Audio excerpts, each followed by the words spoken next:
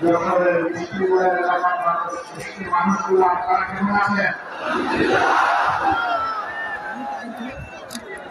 24-এর 5 আগস্টের আগে আপনারা কেমন ছিলেন? ভালো ছিলেন না? আল্লাহ তাআলার মেহেরবানিতে এখন ভালো আছেন? আলহামদুলিল্লাহ রাব্বিল আলামিন। والصلاة والسلام على رسوله الكريم وعلى آله وصحبه وأهل بيته أجمعين। আমাদের জামাত ইসলামী আমরা এটা ফিল্ম করে দেব জুম করে হ্যাঁ জুম করে ওরা একটা ফিল্ম করে মাঝখানে রাখবে।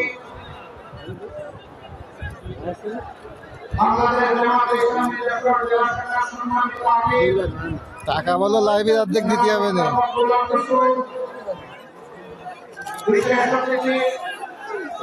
আরে দূর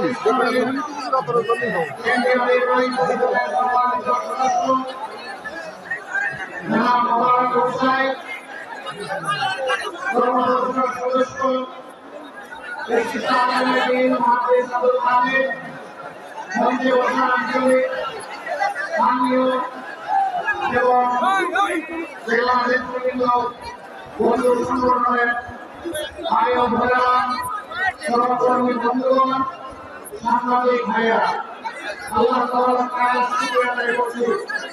সাংবাদিকদের কোনো মানুষ ভুলে গেছে আপনারা বলছেন 5 তারিখে আগে 5 তারিখে টাকা বি নেই পেছন টাকা নেই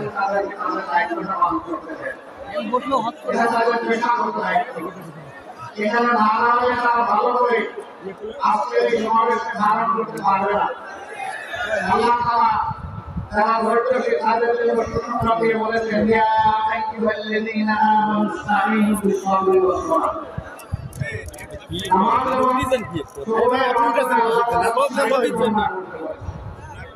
এরপরে বলেছে এরকম যারা করে আপনি আপনারা কি লাইভে এখানে বলতেছ ও কথা বলতিস নাই আপনি কে ভাই আপনি এখানে উঠছেন আপনি কে কথা বলতিস না তাহলে আপনি লাইভে যাবে তা উঠিয়েছি কি তাই বলতিস তাই বলতিস লাইভে যাবে তা উঠার দরকার। আমি দুঃখ প্রকাশ করছি এত বড় সম্মেলন যশোর জেলার ভাইদের নিয়ে হল, কিন্তু আমরা আমাদের ভোটদেরকে এই ধরনের আয়োজনে আমরা সম্পৃক্ত করতে পারলাম না। ভবিষ্যতে ইনশাআল্লাহ আমরা চেষ্টা করব। ভাইরা যারা এসেছেন তারা মনের পক্ষে নিজের কোরআন নিয়ে যাবেন এবং ভোটদের জন্য কিছু নিয়ে যাবেন, পরিবারের সবার জন্য নিয়ে যাবেন, সমাজের জন্য আপনজন প্রয়োজনের জন্য নিয়ে যাবেন। তাহলে আর্থিক ইনশাআল্লাহ কিছুটা পূরণ হবে। আমার প্রিয় সম্মানিত ভাই বোনেরা, আল্লাহ তাআলা মেহেরবানি করে আমাদেরকে জন্ম দিয়েছেন। সূর্যের আলো আমাদের প্রিয় দেশ, মাটির উপর সবুজ, মাটির নিচে খনিজ পদার্থ, জল ভরা পানি ভরা। আল্লাহ তাআলা ভাই বসে না হিমেল রেকর্ড দে বসে না এক বসে না यार की আমরা সব নেতৃত্বে আমার উত্তর নেতৃত্বে নিয়ামত থেকে সামনে যায় ভাই এই জায়গাটা পরিপূর্ণ না হলে আমাদের প্রিয় জাতি সত্যিকার অর্থে মর্যাদাপূর্ণ জাতি হতে পারবে না। 24 সালের 5 আগস্টের আগ পর্যন্ত বাংলাদেশে ছিল দুঃশাসন এবং দুর্নীতিতে পরিপূর্ণ।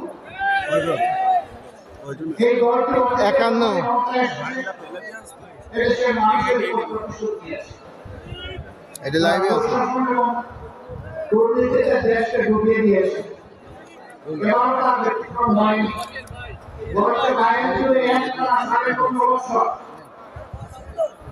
গতি চিন্তাই করে দেশ শোষণ করার কারণে এবার তার যন্ত্রণাটা আপনি বসে আরে ক্যামেরাটা রাখতে পারছি না ঠিক মতন। আল্লাহ তো চাইলে যে কাউকে হেদায়েত দিতে পারে। আমরা তাদের জন্য আল্লাহ দরবারে হেদায়েতের দোয়া করি। নিজেদের জন্য আমরা আল্লাহ দরবারে কামিল হেদায়েত দিতে চাই। আল্লাহ যেন আমাদেরকে কামিল হেদায়েত নসিব করেন। বাংলাদেশের সমস্ত মানুষকে যেন হেদায়েতের জন্য আল্লাহ কবুল করেন।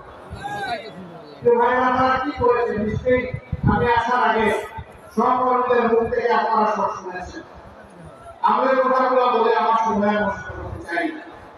শুধু আল্লাহ শুক্রিয়া এতটুকু আদায় করতে চাই যে কল্পনাও করে নাই বাংলাদেশের মানুষ, বিশ্বের মানুষ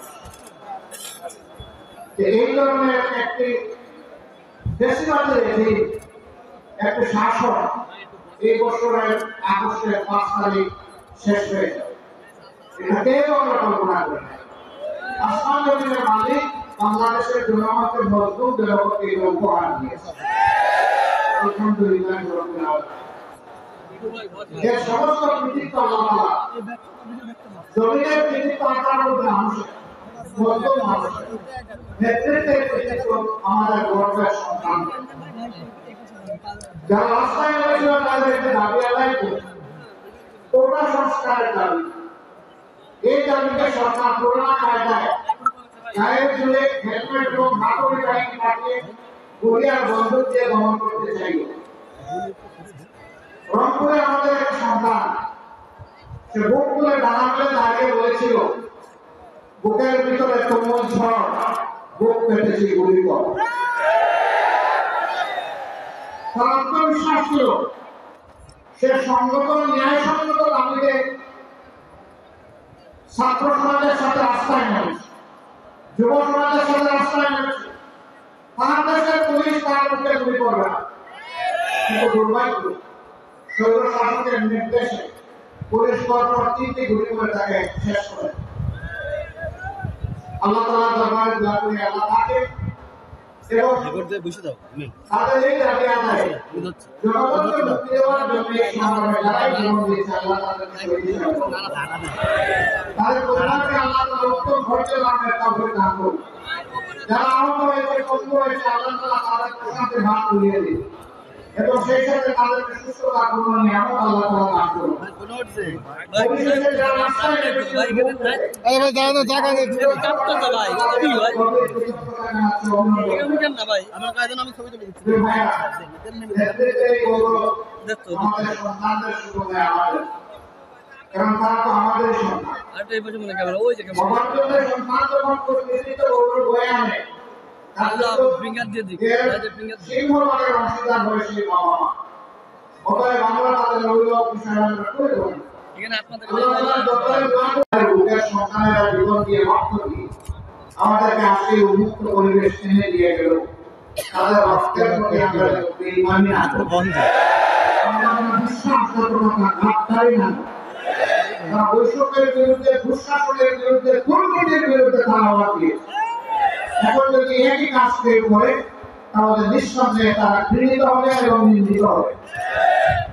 আমরা আমাদের সকল সহকর্মীদের অনুরোধ জানাই, এই সমস্ত ঘৃণিত কাজে কেউ হাত বাড়াবেন না, কেউ চাঁদাবাজ হবেন না, কেউ ফুটপাতের দখলদার হবেন না, কেউ বাজারের দখল দূর করে নেবেন না, কেউ জলমহান বাজে মহান দূর করে দখল করবেন না। এই সমস্ত ঘৃণিত কাজে ভাগ করে আমাদের কোনো নিজেদের প্রয়োজন নেই। আল্লাহ আল্লাহর পথে আমাদেরকে রাখবেন, তাই নিয়ে আমরা সন্তুষ্ট থাকবো ইনশাআল্লাহ। আর আমরা আল্লাহর শুকরিয়া আদায় করতে থাকবো। বন্ধুগণ, এই যন্ত্রণাগুলো আমাদের কি ইচ্ছা আছে না? এরকম এখন আবার অনেকে যখন আক্রান্ত আহত হয়েছে, এখন মামলা করতে গিয়ে 500-700 মানুষের বিরুদ্ধে মামলা, 500-700 মানুষকে একটা মানুষ মারতে আসছে না, আসলে 10 জন 20 জন 30 জন এসেছে। আমরা এই পরিবর্তনের সাথে সাথে বলেছি, অবশ্যই অন্যায় প্রতিকার হওয়ার আইনগত বৈধ নাগরিক অধিকার সকলের আছে, কিন্তু সাবধান, কোনো নিরীহ মানুষকে মামলা আসন করবে না। আমাদের সংগঠন কোথাও কোনো নিরীহ মানুষকে মামলা আসন করে না। যারা করেছেন তাদের প্রতি বিনয়ী অনুরোধ, এই মামলাকে মেহরবান করে বাণিজ্য করে মানুষকে হয়রান করবে। যদি কেউ সত্যিকারের কাজটি হয়, অবশ্যই তার নামে মামলা করবে। আপনাদের সাথে আমরা আপনাদের সহযোগিতা করব। সেই মামলা আমরা লড়বো আপনাদের সঙ্গে, আপত্তি নেই। কিন্তু দরকার দুষ্কৃতিকারীকে শাস্তি করতে গিয়ে যদি 100 জন নিরীহ মানুষকে এখানে আনে, তাহলে মামলাটাই আপনারা শেষ করে দেন। এই কাজটা মেহরবানি করে কেউ করবেন। সম্মানিত ভাইরা, এই বাংলাদেশে সবচেয়ে বেশি ক্ষতি হয়েছে আমাদের শিক্ষা। আজকে আমাদের যুবক যুবতীরা মাস্টার্স গ্রাজুয়েশনের সার্টিফিকেট নিয়ে তারা এখন দুয়ারে দুয়ারে ঘুরে তাদের কাঙ্ক্ষিত একটা চাকরি তারা পায়। দুটি কারণে পায়। একটা কারণ হলো একটা গোষ্ঠীর কাছে সংস্কৃত মানুষের কিছু হাইজাক হয়ে গিয়েছিল। এই গোষ্ঠী বাংলাদেশকে তাদের জমিদারি মনে করত। তাদের আনুগত্য যারা করবে না তাদের জন্য এই সমাজের অধিকার ছিল। তাদের মাপটা এরকম ছিল বন্ধুগণ। এখন তারা বিদায় নিয়েছে, এখন তো সেটা থাকা উচিত নয়। কিন্তু শিক্ষা ব্যবস্থার যে বিধ্বস্ত অবস্থা, শিক্ষার যে মান হওয়া উচিত, বিশেষ করে নৈতিক মান থাকা উচিত, আমাদের শিক্ষা ব্যবস্থা এটা একেবারেই চলে নাই। আমরা ইনশাআল্লাহ এই দেশটাকে শিক্ষা নিয়ে প্রথমে গড়া শুরু করবো, আল্লাহ যদি আমাদের শিক্ষা জাতির নেতৃত্ব, যে জাতিকে জ্ঞানী এবং শিক্ষিত মানুষ তৈরি হয়, এই জাতি বিশ্বের দরবারে কবুল করে দেয়। আর যে জাতিতে জ্ঞানী এবং শিক্ষিত মানুষ থাকে না, এই জাতি সবসময় বিশৃঙ্খলা এবং বিপর্যয়ের মধ্যে পড়ে। আমরা আমাদের জাতিকে আর বিশৃঙ্খলায় ফেলতে দিব না ইনশাআল্লাহ। আমরা এমন শিক্ষা উপহার দিতে চাই যে আমাদের সন্তানেরা শিক্ষার পাঠ শিখে যখন বের হবে, সাথে একটা সার্টিফিকেট নিয়ে শুধু বের করে না, সাথে একটা কাজ নিয়ে বের হবে ইনশাআল্লাহ। আমরা আমাদের যুবক যুবতীদের হাতকে কর্মের হাতে পরিণত করতে চাই। সেই কর্মের হাত আমরা এর মহানায় এনে আমরা আমাদের দেশকে করতে চাই, সামনের দিকে নিয়ে যেতে চাই। এবং এইভাবে ভবিষ্যতে এই জেনারেশনের হাতে বাংলাদেশের দায়িত্ব আমরা তুলে দিতে চাই। আমাদের এই বক্তব্যকে কেউ কেউ বিকৃত উৎসুকদের জায়গা থেকে প্রশ্নবিদ্ধ করে। তারা বলেন আপনি কি দেশের মালিকদের দায়িত্ব তুলে দেবেন? অবশ্যই আমি দেশের মালিকদের একজন, কারণ এই দেশে 18 কোটি মানুষের দেশের মালিক।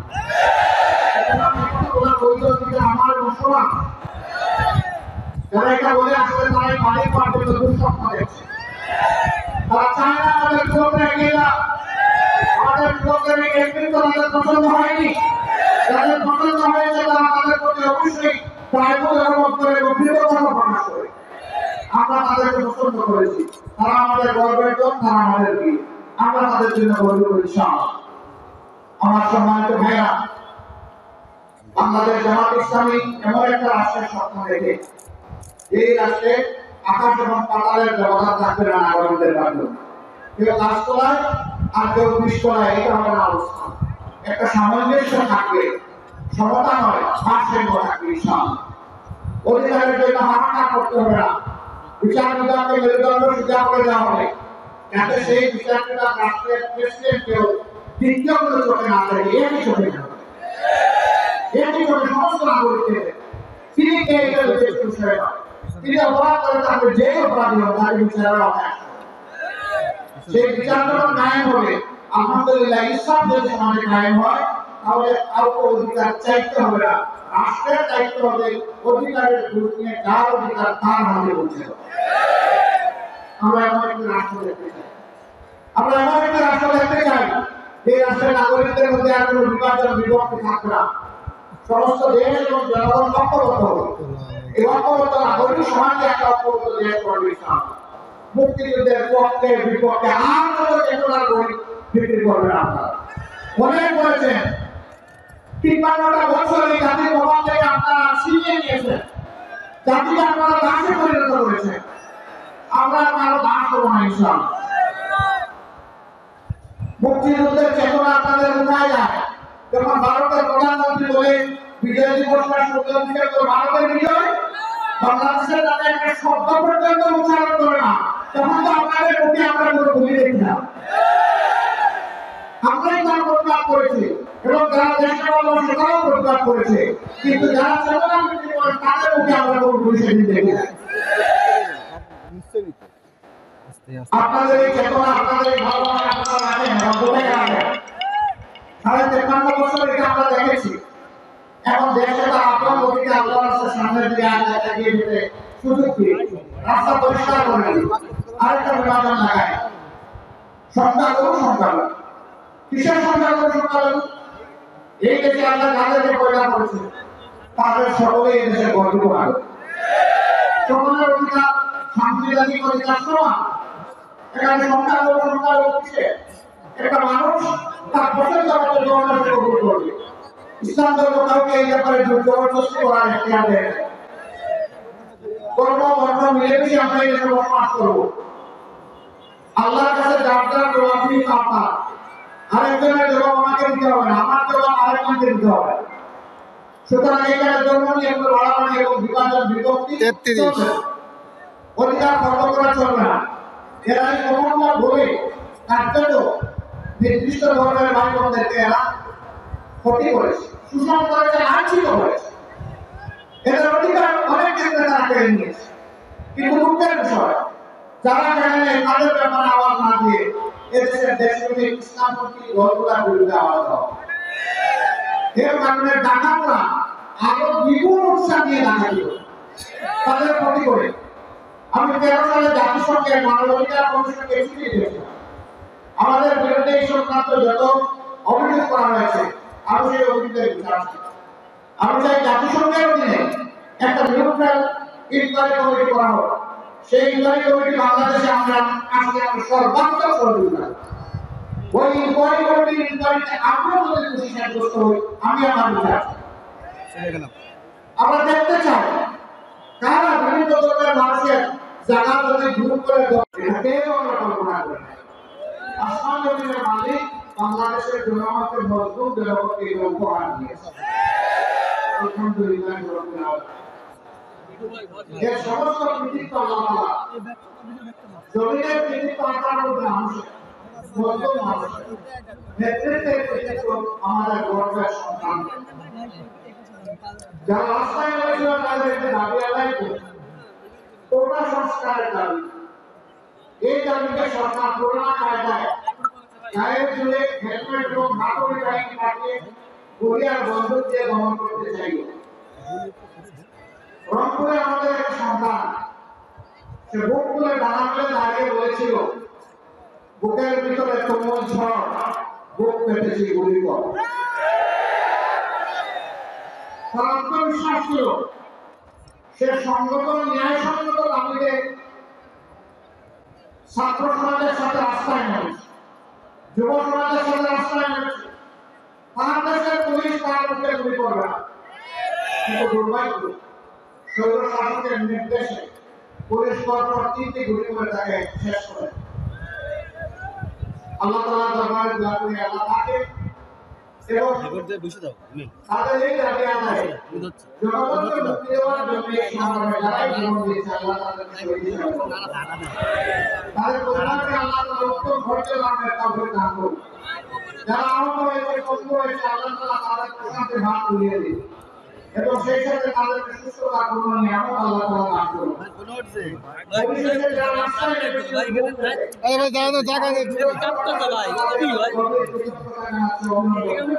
আমার কাজে আমি ছবি তুলে দিচ্ছি।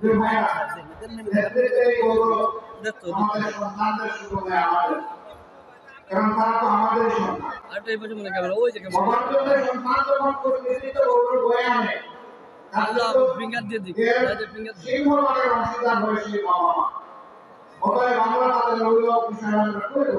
এখানে আপনাদের আল্লাহ তাআলা যুগে যুগে প্রতিদিন যেন এই জাতির মধ্যে এই ধরনের বীর সন্তান পয়দা করে যারা জাতির মহানগর হিসেবে কাজ করবে। আমার সম্মানিত ভাইরা, আমি যে মাঠটিতে আজকে দাঁড়িয়ে কথা বলছি, এই মাঠটি যশোর শহরের একটা পুরাতন মাঠ। যশোর জেলাটি ব্রিটিশ আমল থেকে একটা পুরাতন জেলা।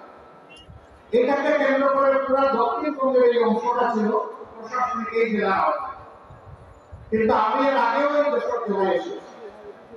এখানে যখন এই শহরে ঢুকে আমার যেন মনে হয় নূহ আলাইহিস সালামের বন্যার পানি এখানে এসে গেছিল। কারণ এখানে কোনো উন্নয়ন নেই। একটা পুরাতন জেলা পার্ক চেহারা এটা নেপালতে যাওয়া যায়, কিন্তু নামা প্রভাবিত হয়ে আছে না। এটা কি বাংলাদেশের অংশ নয়? যশোর জেলা কি বাংলাদেশের উন্নয়নের কোনো অবদান নেই? যদি তাই হয়ে থাকে তাহলে তারা কেন তাদের ন্যায্য অধিকারটা পাচ্ছে না? এটা শুধু যশোরেরই বঞ্চনা নয়, তবে যশোর অন্যতম গণ্য করে দেয়। এই ব্যাপারে আমার ব্যক্তিগত বলতে কোনো সংকোচ নেই। হ্যাঁ, এটা মেডিকেল কলেজ রয়েছে, একটা বিজ্ঞান প্রযুক্তি বিশ্ববিদ্যালয় রয়েছে, এখানে আরো অনেক কিছু রয়েছে। এই শহরটাকে কেন্দ্র করে একটা নগর গড়ে উঠে রয়েছে। এটা নাগরিক সমাজের একটা প্রাণকেন্দ্রে পরিণত হওয়া প্রয়োজন। এত বড় শহর, তার মধ্যে ভালো একটা ক্লাব নেই, ভালো কোনো জলাধার নেই, খেলার কোনো উন্নত মানের মাঠও নেই। কেন এই বিধ্বস্ত দশা? কারণ একটাই, মানুষের বিবেক যখন কাজ করে না, মানুষ যখন আল্লাহকে ভয় করে না, তখন ক্ষমতাতে বসে নাই মানুষের পা ধরে শুরু খায়, আর ক্ষমতাতে বসে গেলে মানুষকে ভুলে। তখন নিয়ম করে 5 বছর পরে আরেকবার পা ছুড়ে দেবে, মাঝখানটা মালিক আমি আর তোমরা সবাই ভাড়া। এই মানসিকতা না থাকলে বৈষম্য হবে। বাংলাদেশের সকল অঞ্চলে সুষম উন্নয়ন, তবে হ্যাঁ, উন্নয়নের জন্য একটা উন্নত মন লাগে, একটা পরিচ্ছন্ন মানসিকতা লাগে। সারা দেশকে চোখে এবং মতরে ধারণ করতে হবে। নিজের জন্মস্থানকে আলাদাভাবে দেখতে হয় না। জন্মস্থানের অধিকার জন্মস্থান পাবে, আমার যে জায়গায় বাড়িও। কিন্তু যদি আল্লাহ তাআলা দেশ পরিচালনার দায়িত্ব কাউকে দেয়, তাহলে সারা দেশই তার দায়িত্বে হবে। আল্লাহ তাআলা সারা দেশের প্রতি ইঞ্চি মাটির ব্যাপারে তার কাছে জবাব চাইবে। তুমি এই মাটির ব্যাপারে যত্নশীল ছিলে কিনা? প্রত্যেকটি মানুষ তো নয়, প্রত্যেকটি প্রাণীর ব্যাপারে তাকে জবাব দিতে। মানুষের ব্যাপারে অবশ্যই দিতে। যার অন্তরে আল্লাহর ভয় আছে, যে বিশ্বাস করে এই জীবনের জিনিস আমার শেষ জিনিস নয়, আমার আসল জিনিস হবে আদালতের আখেরাতে, যে দিনকে আল্লাহ তাআলা কিয়ামত লাগাবো বলেছে। এটা হাত দিতে দিই, যে হেরে গেল তার ঠিকানা আগুন, যে বেঁচে গেল তার ঠিকানা জান্নাত। এই কথা যারা বিশ্বাস করে যে আমাকে একটা দেহ যা খাইলে যাবে, আল্লাহর হুকুমকে আমাকে হতে হবে, তার পক্ষে দেশে বৈষম্য করা সম্ভব নয়। তাকে যদি নির্দেশ করেন মালিক নয়, তার জবাব হওয়া উচিত সারা বাংলাদেশ নয়। কিন্তু আফসোস, আমরা সেটা দেখছি। একই অবস্থা কোর্ট কাছারি, অফিস আদালত, ব্যাংক, বিমা সেক্টর, কর্পোরেশন, ইন্ডাস্ট্রি, খেতে-খামার সব জায়গায় একই অবস্থা।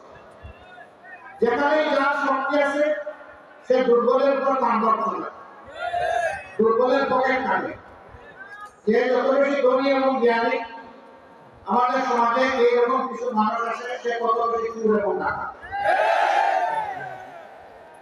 আমরা যাদেরকে চুর করে চিনি, এরা কয় টাকা চুরি করে, কতটুকু মাল আমার ঘর থেকে বহন করে নিয়ে যেতে পারবে চুরি করে। ডাকাত করে যাদেরকে জানি, ওদের ক্যাপাসিটি কতটুকু ডাকাতি করা। কিন্তু রাজশাহী বন্ধুবান কলম যাদের হাতে, এক কলমের বোঝায় সমস্ত সম্পদ ডাকাতি করা। দুটো মিলে তৈরি হয়েছে, গেল 15 বছর সবচেয়ে বেশি হয়েছে। সরকার বলেছিল উন্নয়নের রাষ্ট্রকে বাংলাদেশকে উঠিয়ে দিয়েছে। আমরা এখন মহাসড়কে আছি, আর বাংলাদেশ উন্নয়নের রোল মডেল। এখন চতুর্দিকে হাহাকার। বিভিন্ন ইন্ডাস্ট্রিতে মালিকরা তাদের কর্মচারীদের বেতন দিতে পারে না, তাদের ইন্ডাস্ট্রি চালাইতে পারে না। সরকারি ইন্ডাস্ট্রিগুলো তো প্রায় সব লেআউট বন্ধ হয়ে পড়ে আছে মুখ ফুটে। এখন বাজার ব্যবসায়ী যারা আছে, সব ব্যবসায়ী ব্যবসা তাদের লাখের টাকার কম, ব্যাংকগুলো তাদেরকে পুঁজি দিতে পারছে না। কিভাবে দিবে? সমস্ত ব্যাংক ভোগনা করে পেট খালি করে ওরাদের চুরি করে দেশের বাইরে সমস্ত সম্পদ পাচার করে দিয়েছে। টাকা করতে গিয়ে এখন যে অর্থনীতির চাকা ঘোরানোর জন্য ব্যাংকগুলোদের টাকা দেবে, এই টাকাই তো ব্যাংকের কাছে নাই। কিছুদিন এমনও গিয়েছে ব্যাংকে গিয়ে মানুষ টাকাও দিতে পারে, কারণ টাকা নাই, দিতে পারে।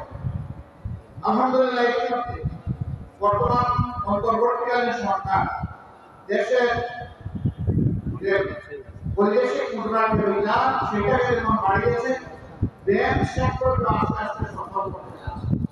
কিন্তু যাদের প্রত্যাশা অনেক, আমরা চাই আরো স্মৃতি হোক, আরো গতিশীল হোক অর্থনীতি, সর্বাত্মক সহযোগিতা। ওই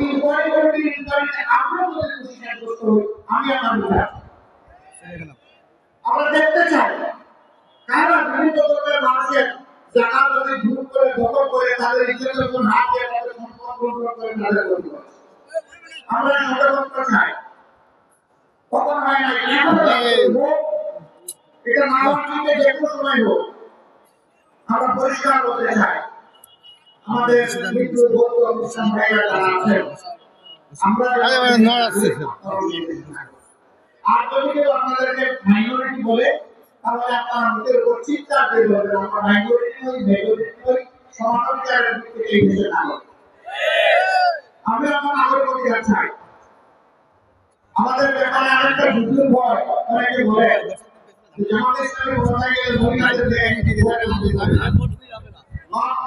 আমরা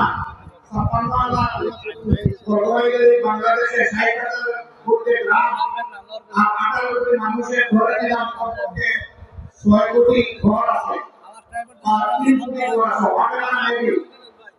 এখন যে আমরা ৩ কোটি তালা কিনে রেখেছি আর মাথায় গেলে সব করে একটা করে ভালো লাগে মহিলারা যাতে ঘর থেকে বের হতে না এগুলো আমাদের গুরুত্ব দিতে হবে রাসূল সাল্লাল্লাহু আলাইহি ওয়াসাল্লামের সাথে যুদ্ধের ময়দানে আমাদের মারা কঠিন বিপদে রাসূল সাল্লাল্লাহু আলাইহি ওয়াসাল্লামের জন্য তারা ঢাল হয়ে যুদ্ধ করেছে যুদ্ধের ময়দানে কঠিন সময়ে খুব সমস্যা ছিল না একজন মা চতুর্দিকে ঘুরে ঘুরে আল্লাহর রাসূলকে পরামর্শ দিয়েছেন নিরাপত্তা দিয়েছেন আমাদের সেই গর্বিত মা ছিলেন হযরত সাইবা রাদিয়াল্লাহু তাআলা যুদ্ধ মানুষের জীবনে সবথেকে বড় কাজ সেই কাজে আল্লাহর রাসূল মহিলাদেরকে মারণ করে নাই সঙ্গে নিয়ে গিয়েছে আমরা যারা আমাদের মাদেরকে গড়ে বন্দী করার তিনি বাইরে গিয়ে দেশের উন্নয়নের অবদান রাখতে পারবেন আগ্রহী তার যোগ্যতা তার দক্ষতা তাকে সঠিক জায়গায় নিয়ে যাবে তারা দুটো আর্থিক জিনিসকে দূর করবে একটা হচ্ছে তাদের সম্মান আর একটা হচ্ছে তাদের নিরাপত্তা এখন সমাজে তাদের মর্যাদা স্বীকার করা হয় না আর নিরাপত্তা তো দেওয়াই হয় তারা বিভিন্ন জায়গায় বিভিন্নভাবে তারা লাঞ্ছিত অপদস্থ যখন কোরআনের সমাজ আইন হবে ইনশাআল্লাহ তারা এই দেশে বসবাস করে বলবেন আমি এই দেশের একটা পথিত মা এই দিনটি আসুক আমরা আল্লাহ তাআলার দোয়া করি আমরা সমস্ত মায়ের জাতিকে মা হিসাবে এক সারা ধর্ম আমাকে জিজ্ঞেস করে স্ত্রীকে কি হিসাবে আর একটু মা হিসাবে না তারও মা হিসাবে করবেন আপনার মা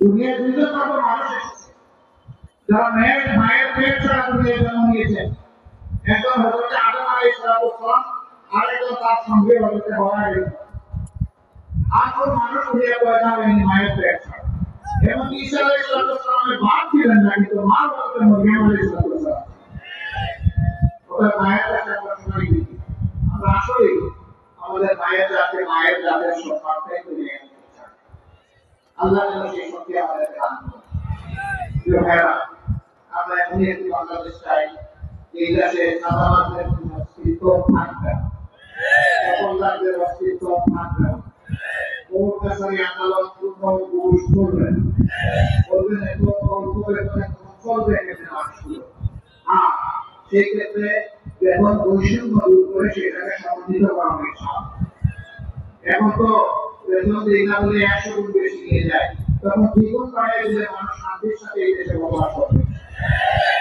সবাইকে তার নামের ব্যাপারে মূল্যায়িত করা হবে ইনশাআল্লাহ আমরা এমন একটি দেশ চাই এই দেশ আইনের দেশ মানবিক বাংলাদেশ তো নিঃসন্দেহে এমন একটি দেশ চাই যারা ফেসিবাদের কাছে মাথা নত করবে না যারা আপনাকে সাম্রাজ্যবাদ মেনে নেবে না দুনিয়ার সমস্ত দেশ হিসেবে বন্ধু হিসেবে দেখবে কাউকে প্রচুর জায়গায় বসাবে এমন একটি দাবি আমরা করতে চাই আপনারা কি এই দাবি করতে চান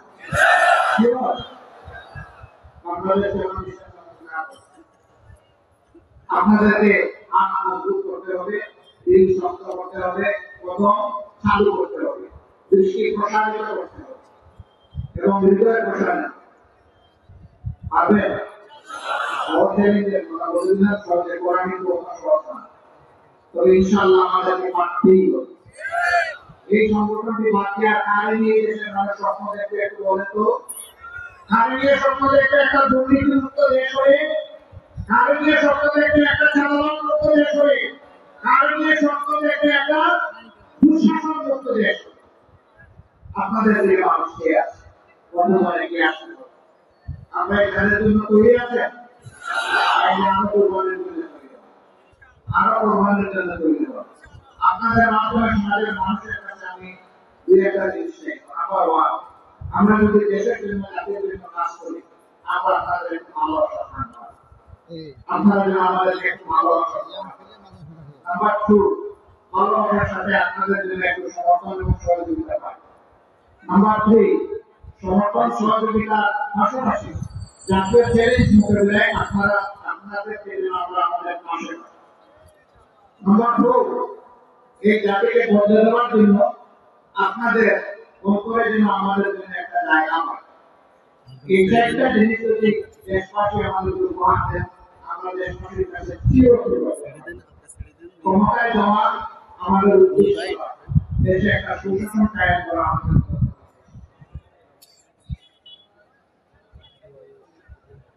সম্মানিত ভাইয়া, বলছিলাম যে অনেক মানুষ রয়েছে এই আন্দোলনের সবাই মাটিতেই শহীদ হয়েছে। আমরা তাদের সকলের প্রতি কৃতজ্ঞ। আমরা শ্রদ্ধা করে তাদের অন্তরে ধারণ করি।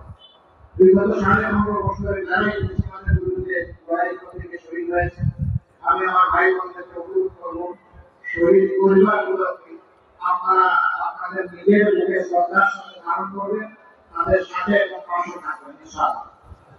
উলামায়ে কেরাম জাতিকে বিপদের সময় বল দেখা, বিগত সরকার সেই উলামায়ে কেরামদেরকে সহ্য করতে পারে, দফায় দফায় তাদেরকে কষ্ট দিয়েছে, কেবলতার সাথে কি আচরণ করেছে, হাজার হাজার লোককে বন্দী করে হাতে হ্যান্ডকাপ, পায়ে বেড়ে এক জেল থেকে আরেক জায়গায় পাঠানো এবং লাঞ্ছনা করা, অপমানজনক আচরণ তাদের সাথে সহ্য করা। অথচ সেই উলামায়ে কেরামদের পিছনে দাঁড়িয়ে আমরা সকলে নামাজ আদায়, তাই আমরা মনে করি আমাদের লাশের সামনে নিয়ে আল্লাহ নামাজ আদায়, আর তাদের সাথে এই নিষ্ঠুর আচরণ আল্লাহর আরশ করেছে, তাদের চোখে পানি দিয়ে আল্লাহর আরশ নিশ্চয়ই কেঁপে উঠেছে। এই সব এই এক অপূর্ব সুযোগ আল্লাহ তাআলা দোয়া করে দিয়েছেন, বাংলাদেশে তার সঠিক রাস্তায় নিয়ে যাওয়া। আসুন আমরা সবাই মিলে অঙ্গীকার করি, একটা ঐক্যবদ্ধ ফেস্টিভাল এবং সরকারি সেবা বিরোধী জাতি গঠনের মাধ্যমে আমরা সামনে এগিয়ে যাব। প্রিয় দেশকে আমরা ন্যায় এবং ইনসাফের সূত্রের উপর প্রতিষ্ঠিত করব এবং একটা স্বাধীন মানবিক বাংলাদেশ করব। আল্লাহ আমাদের সহায় হোক। আল্লাহ হাফেজ। বাংলাদেশ জিন্দাবাদ, বাংলাদেশ জামাত ইসলামী জিন্দাবাদ।